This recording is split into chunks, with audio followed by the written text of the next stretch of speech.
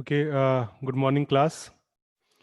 In the previous lecture, we have discussed about predicate logic, and now we are going to move to the next topic, that is group theory. Okay, so in this one, we will talk about first of all algebraic structures. Now, here we are saying, in order to study a real world process or phenomena, we can represent it by a suitable mathematical model. As you all know, every real world phenomena has to be represented by some mathematical model.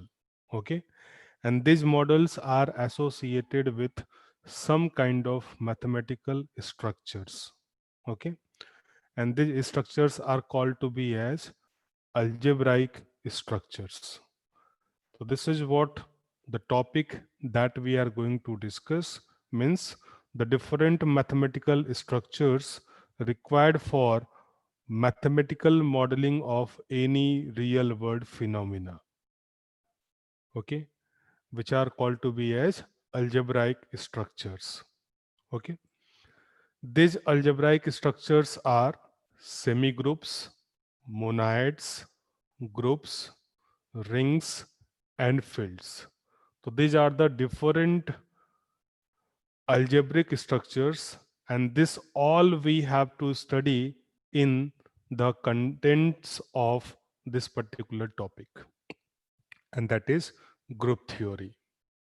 Okay, these are the sum of the algebraic structures that we have to discuss in the contents of this particular topic, and that is group theory. We will talk about semigroup, we will talk about monads, groups, rings, and fields. So these are the different algebraic structures, and as I have told you, algebraic structures are basically required to mathematically model a real world process. Okay, here we are. First of all, we have to define what is this algebraic structure. So any algebraic structure, जिसको हम algebra भी बोलते हैं, this consists of two component. One is called the set S and the other one is called the operation defined on that set. Okay, any algebraic structure or any algebraic system will consist of two component. One component is called to be as the set S and the other component is called to be as the operation defined on that set S. Okay, these two are combined together to define an algebraic structure. Okay, so therefore, if S is a set and star is an operation defined on this set S, then the algebraic structure can be represented as S comma star, and this is represented in angular bracket. तो यहाँ पे हम ये angular bracket use कर रहे हैं. इसकी जगह आप पैरेंथेसिस भी यूज कर सकते हो, लेकिन मोस्टली हम एंगुलर ब्रैकेट ही प्रेफर करते हैं. तो यहाँ पे एंगुलर ब्रैकेट में एस कॉमा स्टार लिखने का मतलब ये हो गया कि this is an algebraic structure defined on the set S with binary operation star. Okay, this binary operation can be any operation, likewise addition, subtraction, multiplication, division, power, increment, decrement, and so on.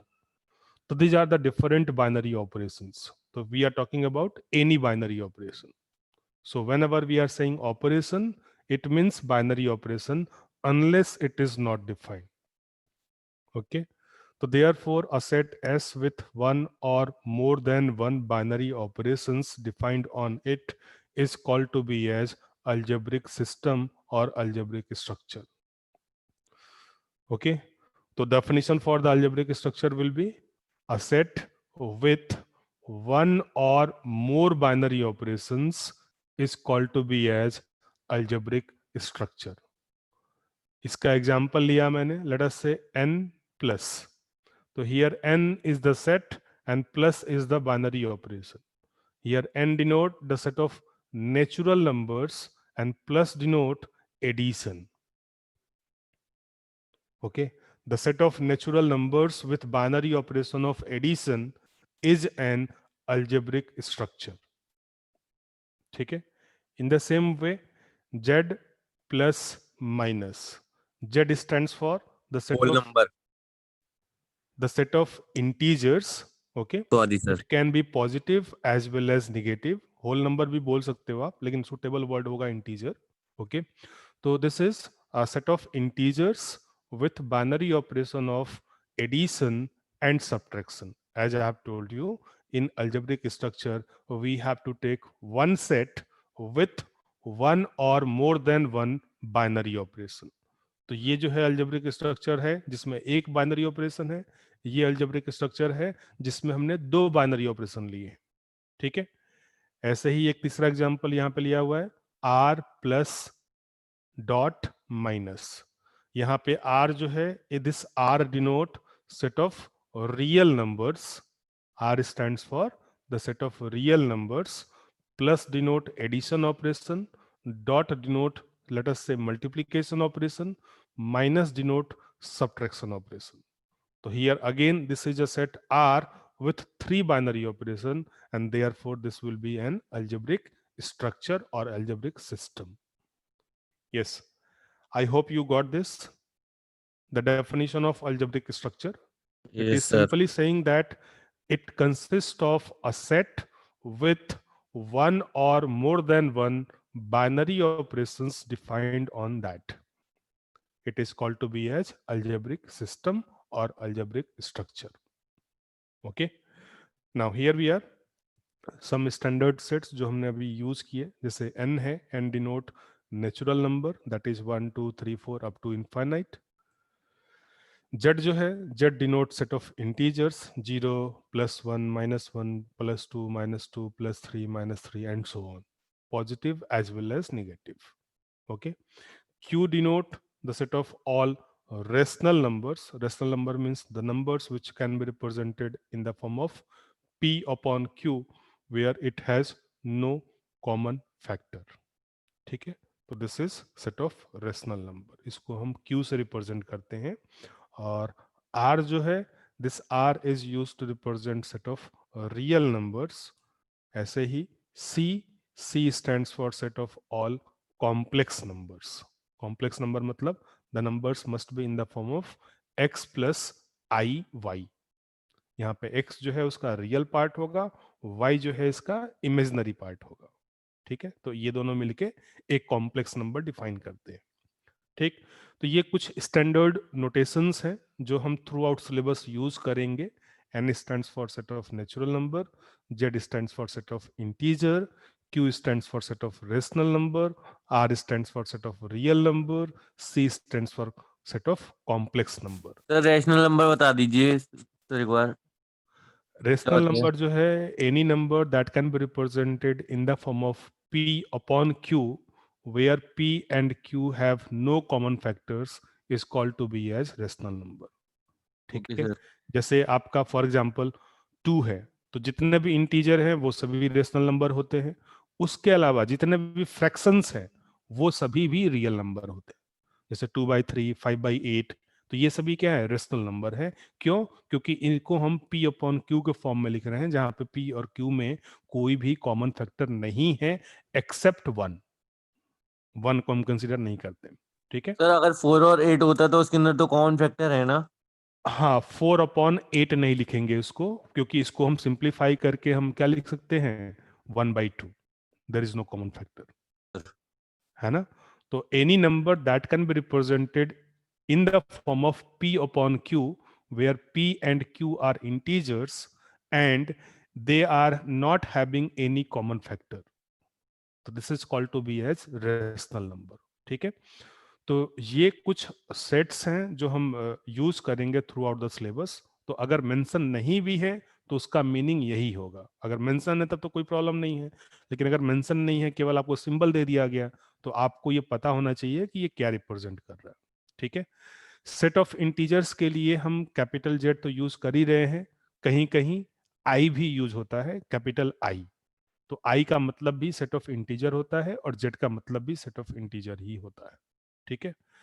इसी तरीके से अगर हमें positive integers लेना है, the set of positive integers, तो उसको हम z with superscript plus sign use करते हैं, ऐसा लिखते हैं, look at this, z and यहाँ पे प्लस साइन लगाओ, तो z plus denote the set of positive integer, in the same way z minus denote the set of negative integers, और केवल z है इसका मतलब set of integers which can be positive as well as negative, ठीक है।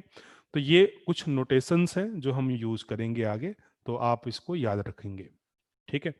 Now moving ahead, we have defined what is algebraic structure. Now let us say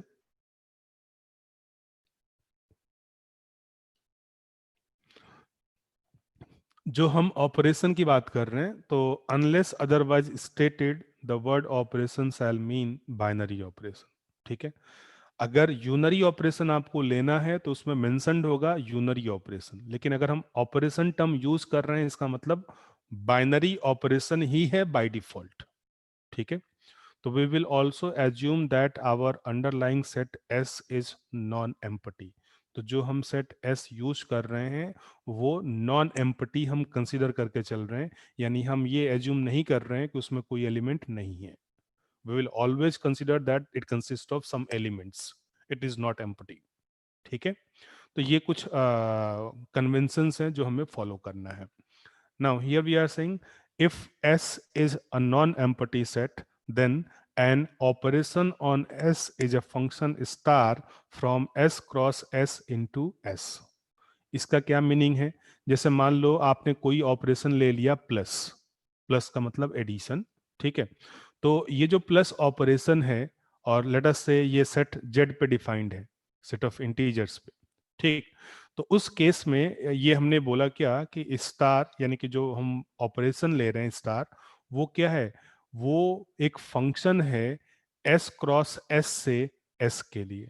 इसका क्या meaning है, यानी कि अगर आप जेड के दो एलिमेंट लो, मान लो हमने दो एलिमेंट ले लिया 1 और 5, तो 1 प्लस 5 से आपको एक एलिमेंट मिलेगा 6, जो कि ये भी इंटीजर है। तो इसलिए मैंने लिखा हुआ है S cross S into S. यहाँ पे एस का एलिमेंट 1 है, यहाँ एस का एलिमेंट 5 है और यहाँ एस का एलिमेंट 6 है। तो 1 प्लस 5 को हमने 6 से मैप किया, क्योंकि 1 प्लस 5 की वैल्यू 6 होती है, ठीक है। तो that's why here we are saying that any operation cross is a function from S cross S into S, ठीक है। तो 1 और 5 ये दो एलिमेंट है, तो एस क्रॉस एस का मतलब है Cartesian product of set S with itself, ठीक है। तो कोई भी दो एलिमेंट आ सकते हैं, तो 1 और 5 हमने लिया, तो 1 और 5 को हमने मैप कर दिया 6 से, ठीक। Now here we are saying the set S and the operation star on S is denoted by this one S comma star, और angular bracket हम यूज करते हैं मोस्टली, ठीक है। तो ये जो है इसका बेसिक टर्म है। अब ये जो ऑपरेशन हमने यूज किया है इसको हम एक टेबुलर फॉर्म में रिप्रेजेंट कर सकते हैं। The condition is that for this the set must be a finite set. Suppose S is a finite set, then an operation star on S can be presented by its operation table. इस operation table को हम composition table भी बोलते हैं, क्योंकि इस operation को हम कंपोजिशन भी बोलते हैं, ऑपरेशन को ही हम कंपोजिशन भी बोलते हैं। तो that's why this table is also known to be as composition table. और कंपोजिशन टेबल का मतलब क्या है, तो आप इसको ऐसे समझ सकते हो, अगर लेट अस से एक सेट ए लिया जिसमें 3 एलिमेंट हैं 1 2 और 3, और जो ऑपरेशन हम यूज कर रहे हैं वो मल्टीप्लिकेशन का यूज कर रहे हैं, तो इसको हम ऐसे रिप्रेजेंट करेंगे ए कॉमा एक्स, ठीक है। और इसका जो टेबल होगा वो ऐसे होगा, जितने एलिमेंट हैं उतने ही रो होंगे और उतने ही कॉलम होंगे। तो 1 2 3 के लिए कॉलम ले लिया, रो ले लिया, और 1 2 3 के लिए कॉलम ले लिया। बाइनरी ऑपरेशन आपका मल्टीप्लिकेशन हो गया, और इन सेल्स में हमने वैल्यू पुट करी 1 इंटू 1 की, 1 इंटू 2, 1 इंटू 3, यहाँ पे रखा 2 into 1, 2 into 2, 2 into 3, 3 into 1, 3 into 2, 3 into 3। ठीक है, तो by this way we have filled the entries in the composition table. तो इस टेबल को हम कंपोजिशन टेबल बोलते हैं या ऑपरेशन टेबल बोलते हैं। ठीक है, तो this composition table can be drawn only when the given set is finite, क्योंकि अगर सेट फाइनाइट होगा तभी हम उस सेट के सभी एलिमेंट्स को लिस्ट आउट कर पाएंगे। अगर वो इनफाइनाइट होगा then it is not possible to list out all the elements, and that's why it is not possible to construct its composition table. Okay, yes, anyone having any queries up to this point?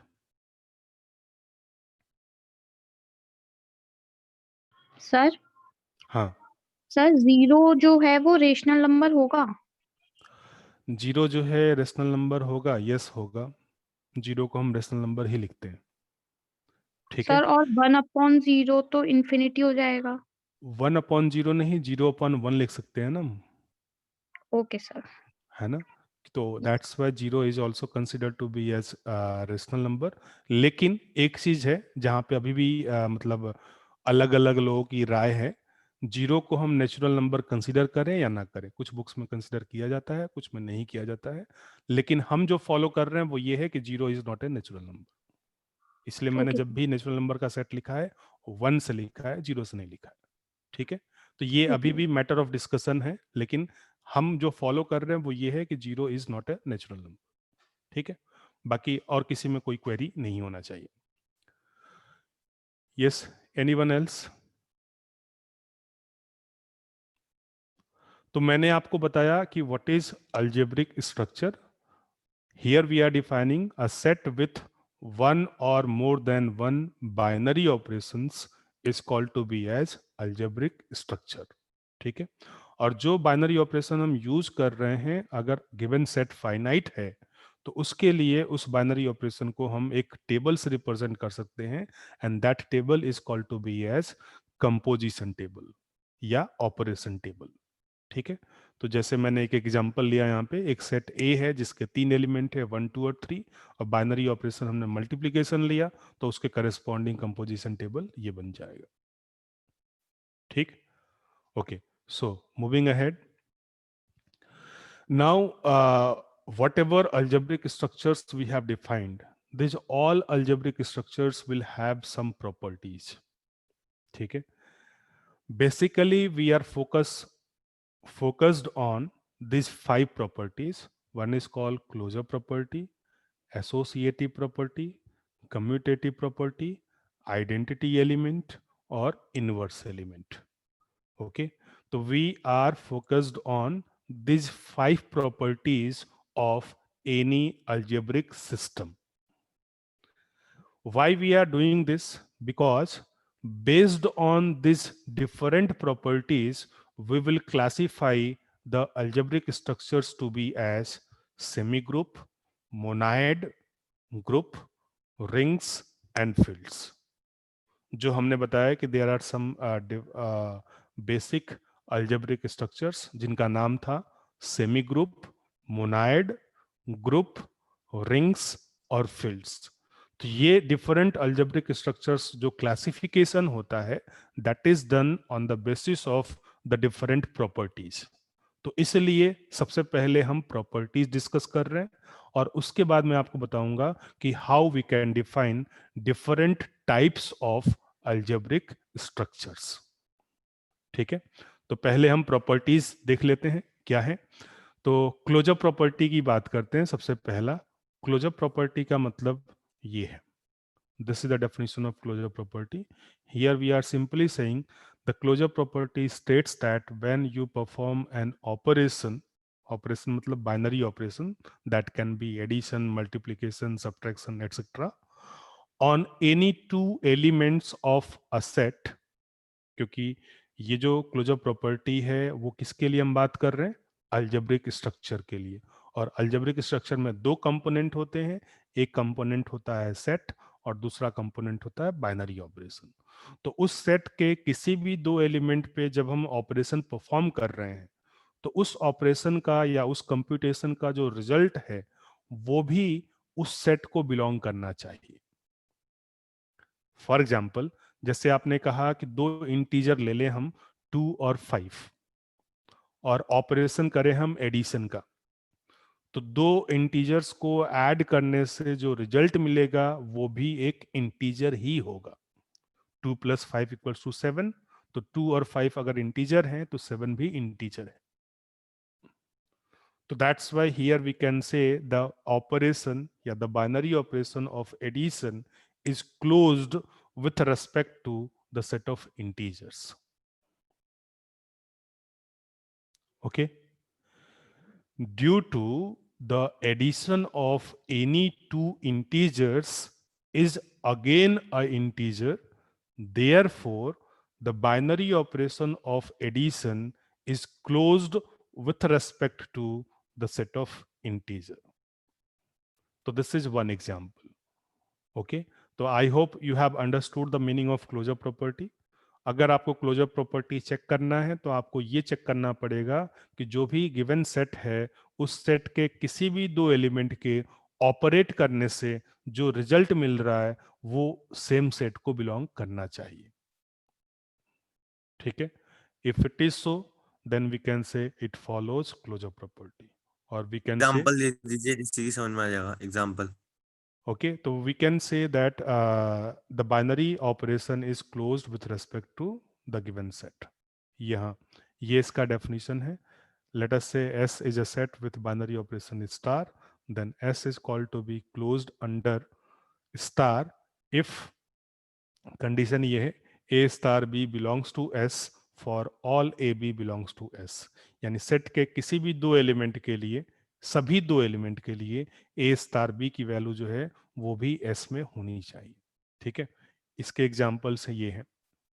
पहला example, adding two real numbers produces another real number.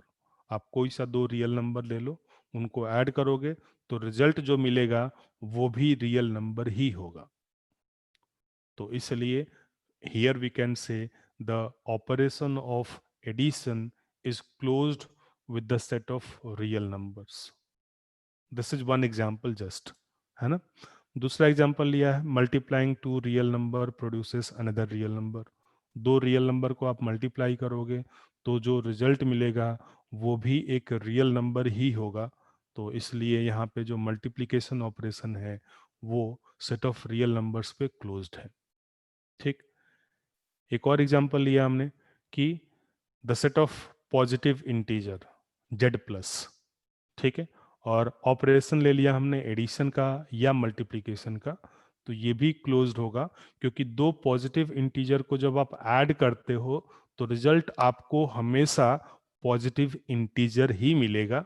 In the same वे दो positive integer को जब हम multiply करेंगे तो result हमें हमेशा positive integer ही मिलेगा।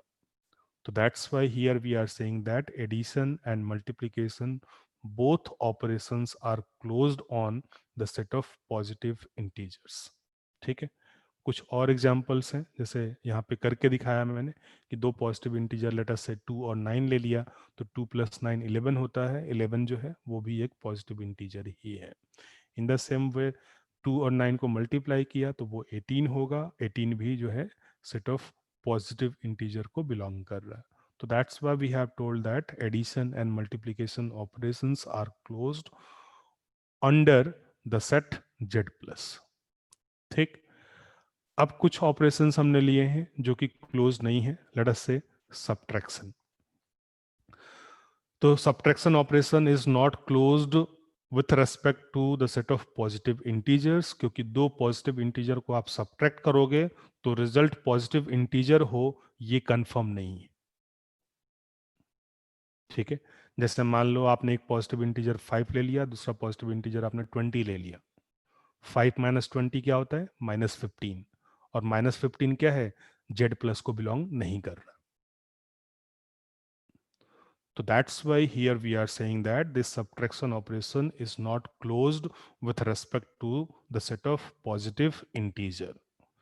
In the same way, division operation ये भी सेट ऑफ पॉजिटिव इंटीजर्स पे क्लोज नहीं है, क्योंकि दो पॉजिटिव इंटीजर को जब हम डिवाइड करते हैं तो रिजल्ट पॉजिटिव इंटीजर हो, ये कंपलसरी नहीं है. फॉर एग्जाम्पल, एक इंटीजर आपने लिया 2, दूसरा इंटीजर ले लिया 3, और 2/3 क्या होता है? This is not a positive integer. Okay, so that's why here we can say this division operation is not closed on the set of positive integer. Okay, here ये कुछ एग्जांपल्स मैंने शो किए हैं. जैसे 2 और 9 को सब्ट्रैक्ट करें, result -7 होगा. 7 और 3 को डिवाइड करें, रिजल्ट आपका 2 पॉइंट समथिंग होगा. और -7 और 2 पॉइंट समथिंग ये दोनों ही सेट Z+ को बिलोंग नहीं करते. So that's why we are saying that this subtraction and division are not closed operations on the given set Z+. तो ये मैं कुछ एग्जाम्पल्स ले रहा हूँ. वी आर नॉट कंसिडर्ड और we are not you can say generalising the result कि हम इस सेट की बात कर रहे हैं. ठीक है, तो we are just taking for example. Okay, तो यहाँ पे हमने ये एग्जाम्पल्स देखे जिससे हमने ये फाइंड आउट किया कि ये क्लोज्ड है या नहीं है, यानी कि क्लोजर प्रॉपर्टी फॉलो कर रहे हैं या नहीं फॉलो कर रहे हैं.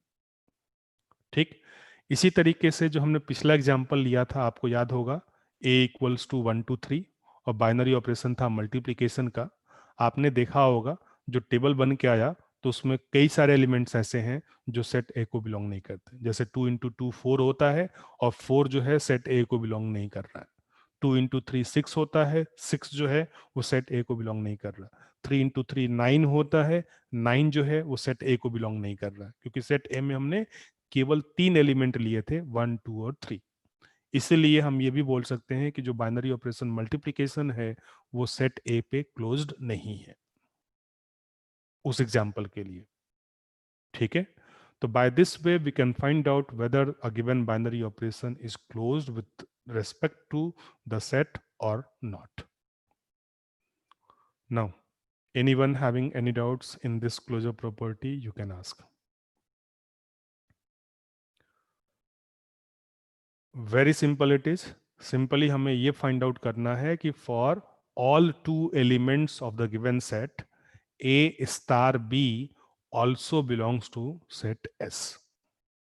तो किसी भी दो एलिमेंट के लिए अगर दो एलिमेंट हम ए और बी ले रहे हैं तो ए स्टार बी जो है वो भी सेट एस का ही एलिमेंट होना चाहिए. If it is so, we can say star operation is closed with respect to set S.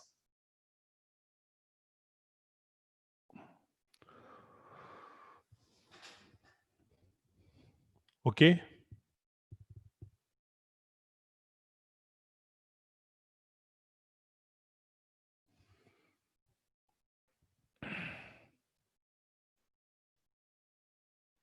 okay, so moving ahead,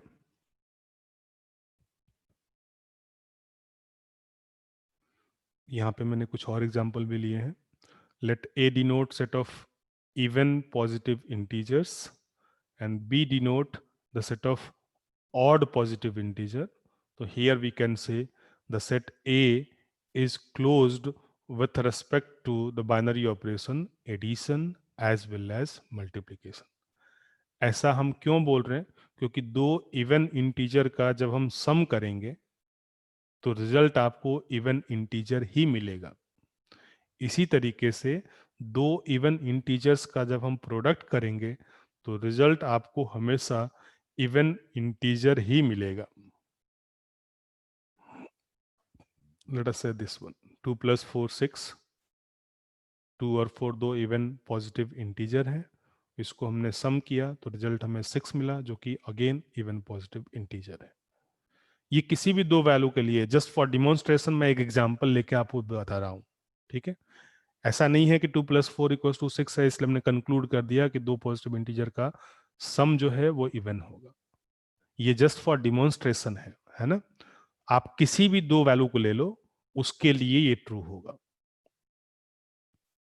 okay, if we consider any two even positive integers और उसका हम sum perform करें, addition perform करें, तो result हमेशा even positive integer ही मिलेगा।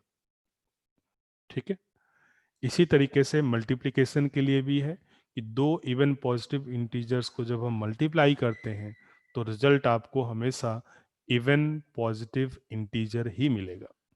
तो that's why here we are saying that a is closed under addition and multiplication.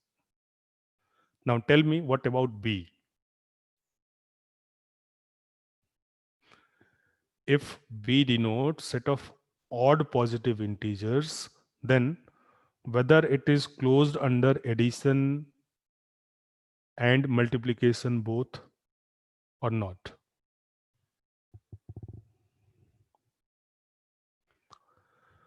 Here b denote set of odd positive integers. Tell me whether this set b is closed with respect to the binary operation addition and multiplication.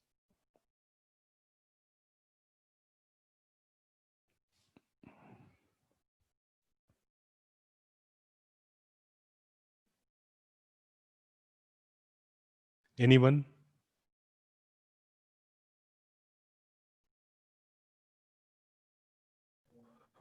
No sir. Addition में नहीं जाएगा।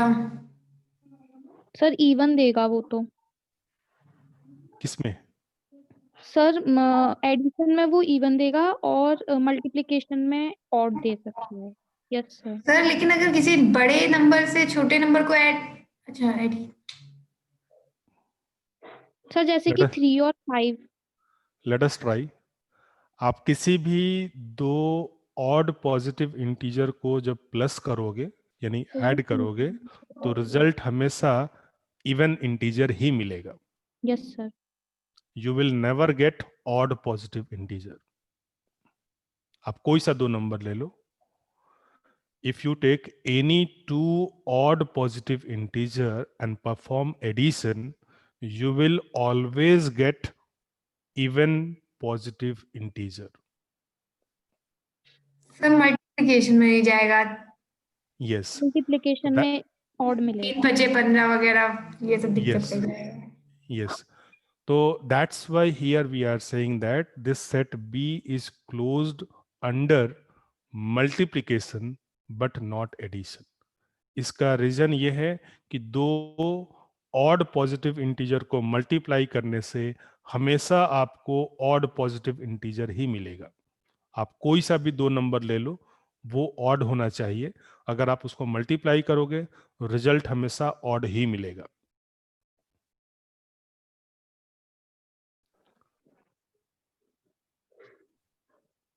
Okay? Yes sir. That's why here we are saying that this set B is closed under multiplication but not addition. क्योंकि दो odd number को add करने से हमेशा even number मिलेगा, ऑड नंबर नहीं मिलेगा। ओके, तो यहाँ पे मैंने एग्जांपल भी लिया है कि अगर हम 3 और प्लस 5 करें तो 8 मिलता है, which is not a odd positive integer.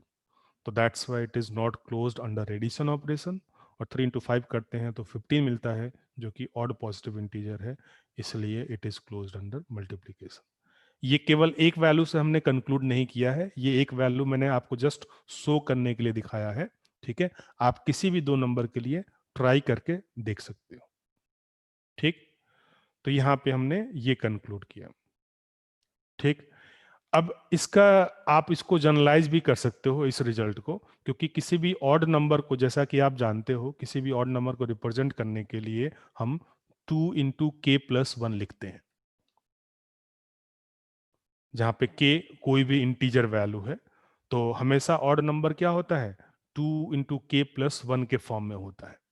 ठीक है, तो दो ऑड नंबर को जब आप ऐड करोगे तो ये क्या हो जाएगा, 2 इंटू के प्लस 1 प्लस 2 इंटू के plus 1, and this is what 4k plus 2, जिसको हम 2 टाइम्स 2 इंटू के प्लस 1 लिख सकते हैं। और 2 टाइम्स कोई भी नंबर हो वो हमेशा क्या होगा, इवन होगा। अब ये नंबर ऑड हो या इवन हो, ये नंबर हमेशा क्या होगा, इवन होगा, क्योंकि 2 से मल्टीप्लाई हो रहा है। Got the point? तो इसलिए मैंने बोला कि किसी भी दो ऑड नंबर को जब आप प्लस करोगे आपको हमेशा इवन नंबर ही मिलेगा, और इसलिए here we are saying that this B set is not closed under the binary operation of addition. Got it? So moving ahead, the second property, it is called to be as associative property. So anyone having any queries related to this closure property? Closure के लिए आपको केवल इतना check करना है कि किसी भी दो एलिमेंट के लिए जब हम उसको ऑपरेट करें तो रिजल्ट जो है वो भी उसी सेट का एलिमेंट होना चाहिए. अगर ऐसा है तो बाइनरी ऑपरेशन जो है उस सेट के लिए क्लोज्ड होगा. ठीक, फिर हम बात कर लेते हैं दूसरी प्रॉपर्टी की, that is associative property. Now how it is defined. तो आपने एसोसिएटिव लॉ पढ़ रखा है. Associative law simply it deals with association of brackets.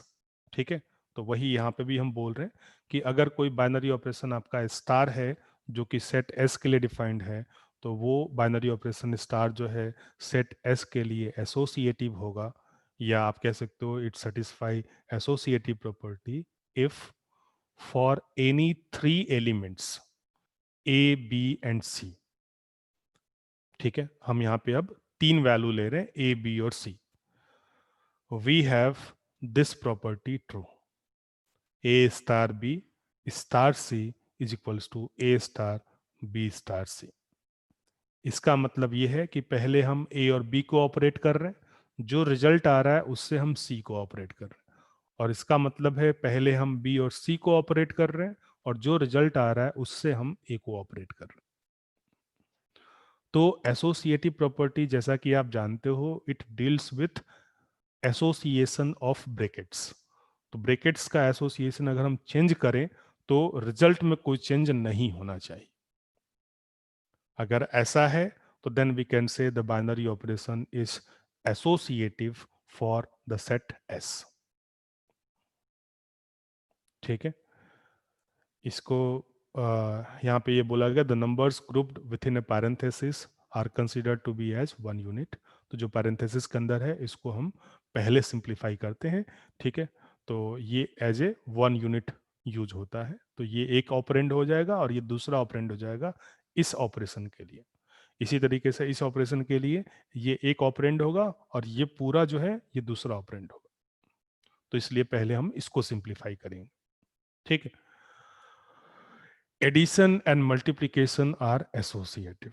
ये भी एक रिजल्ट है कि जो एडिशन ऑपरेशन है और जो मल्टीप्लिकेशन ऑपरेशन है ये एक जनरलाइज रिजल्ट है, वो हमेशा एसोसिएटिव होता है.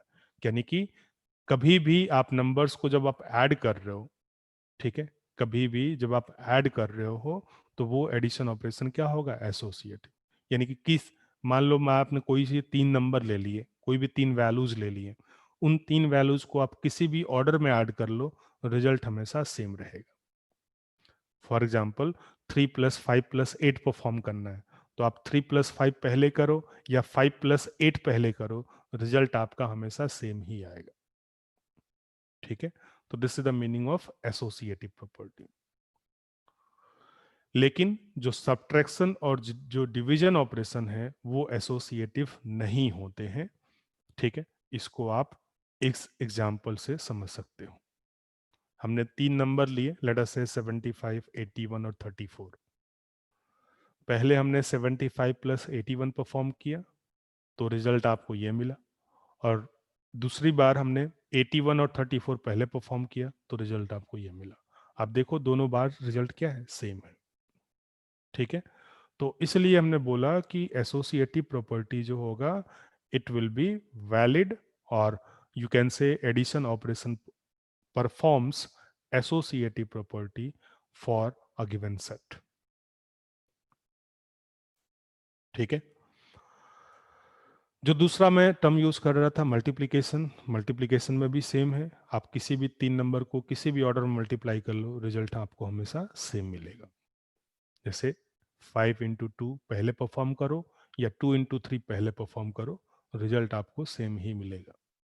ठीक, जो मैं बोल रहा था सब्ट्रैक्शन और डिवीजन की बात, आप इसको ऐसे समझ सकते हो, जैसे मान लो हमने 3 एलिमेंट ले लिए 8, 4 और 3, तो 8 - 4 पहले परफॉर्म किया तो रिजल्ट 1 आया, और 4 - 3 पहले परफॉर्म किया तो रिजल्ट 7 आया। तो यहां से आप ये देख सकते हो कि जो सब्ट्रैक्शन यानी कि जो माइनस का ऑपरेशन है वो एसोसिएटिव नहीं होता है, क्योंकि दोनों वैल्यू क्या है, डिफरेंट है। हमें क्या चाहिए था, दोनों वैल्यू सेम होने चाहिए।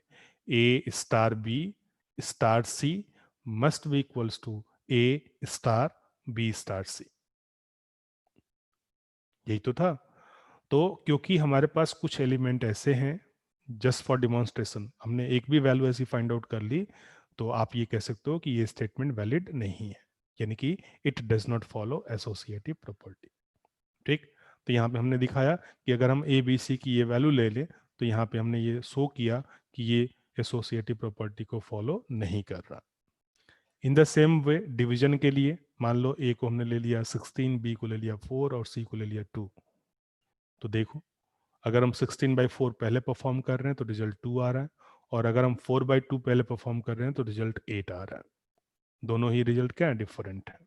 तो that's why here we are saying that subtraction and division operations does not follow associative property. So I hope now it will be clear to you associative property. Anyone having any queries up to this point, you can ask.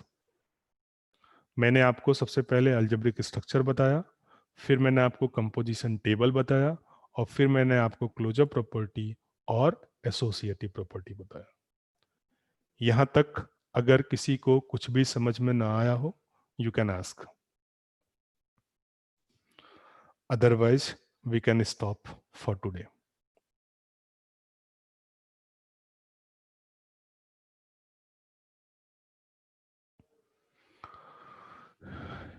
Anyone, any queries?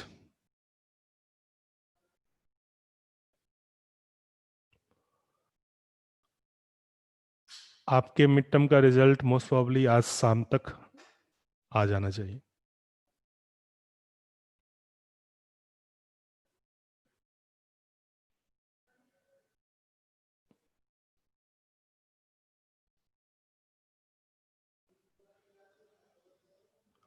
Okay. Okay, thank you all. We'll meet again in the next class.